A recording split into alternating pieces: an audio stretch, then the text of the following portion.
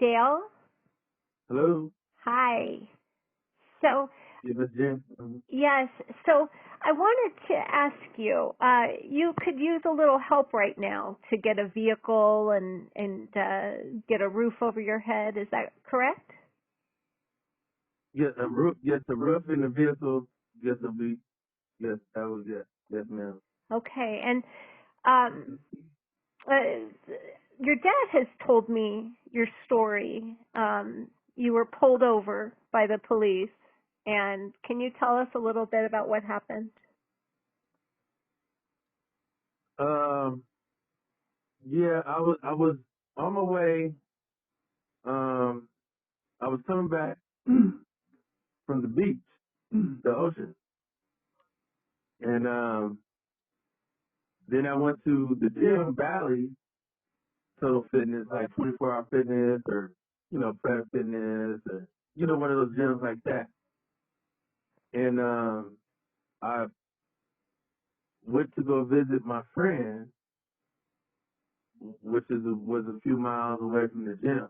But I lived on the next city over. But anyway, the police pulled me over. They said I had a warrant. I didn't, because I was like, I just got back from Florida or New York. I forgot where I was at. And I was like, there's no way I can have a warrant. So they um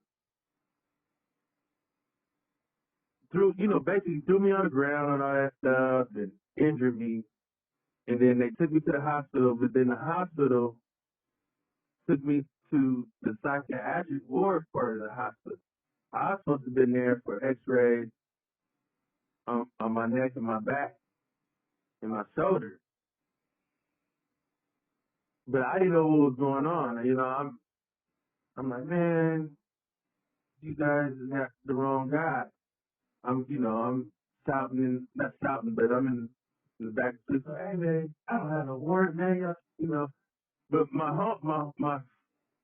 my friend, I think her name was Crystal, because they wanted to tow my car, but then one officer said, well, she can take your car, and so she took my car. Long story short, I went to the psych ward part of the hospital, and they gave me some medication that I ain't never had in my life, and I was allergic to. And then basically the organization, you know what I mean? It was like, hey, is everything all right? We're not, I was planning on, making 140 million for those two or 3 years, and then they said, of course, you do good, you can sign for more, the extended contract. Yes. So that, and then after that happened, I was bouncing around, but if that didn't happen, I would have been in a whole different predicament. So basically, I lost my house. I had a house myself. Lost my house, my cars. I had two cars. I had a Denali and a Chrysler 300. Wow. Yeah. Yeah, so And so hmm you got pulled over and they were wrong about you yeah, and they they was wrong. Yeah, that's why I don't fault them, but I'm like, excuse me, if you messed up, you messed up. exactly. I had $130 million on the table. Right, for baseball, correct? Yeah, for professional baseball, working my butt off for 4.5, 5 years in the minor league. People don't know, and that's hanging around, excuse me, hanging around that long, usually people are out 2, 3 years, 4 years. Right. So everything was in order because Right. I was an outfielder, And yeah, and go ahead. We were talking about your dad. Your dad was Dayle Campbell. Your dad is Dayle hmm Campbell, the beloved baseball coach. So you come from hmm a great line of incredible, good-hearted baseball players, professional baseball players.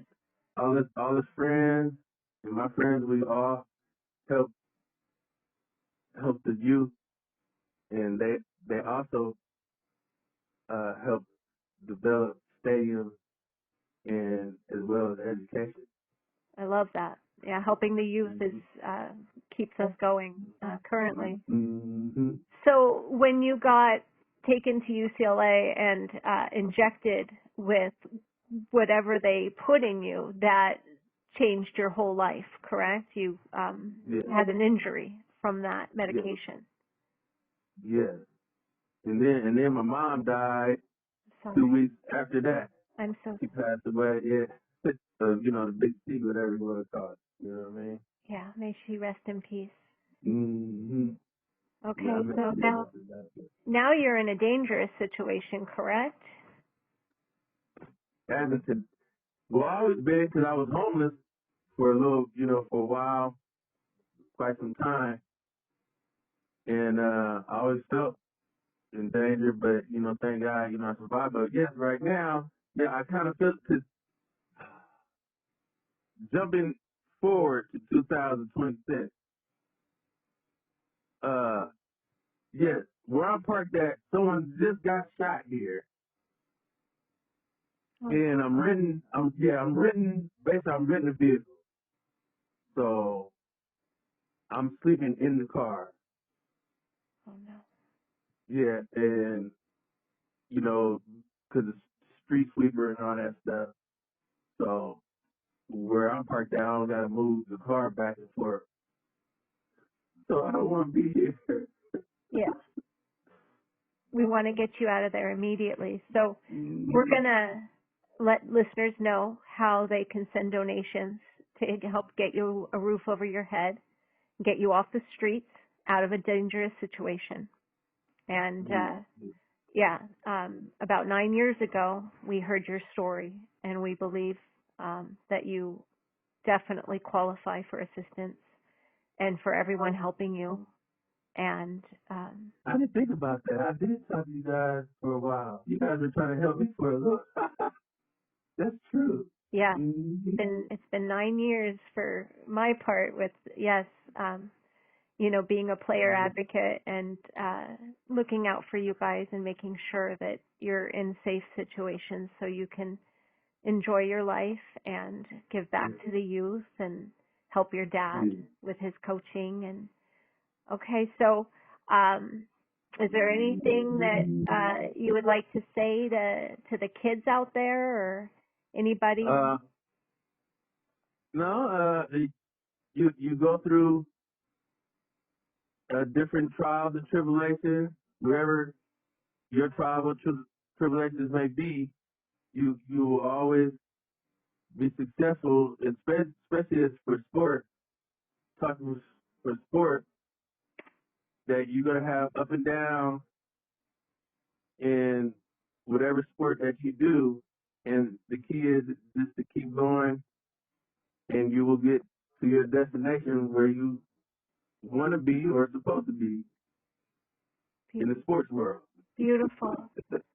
I want to say thank you for you being you. You have such a good heart, and you have been so tough and so courageous in this situation, and we want to get you off the streets immediately. I'm going to stop the recording. Hold on 1 second. Because I know I'm tired of walking and riding this bicycle. Take it easy, I can walk and ride a bicycle, but I'm tired. Right. Absolutely. And you deserve, you deserve to be able to rest and enjoy your life fully.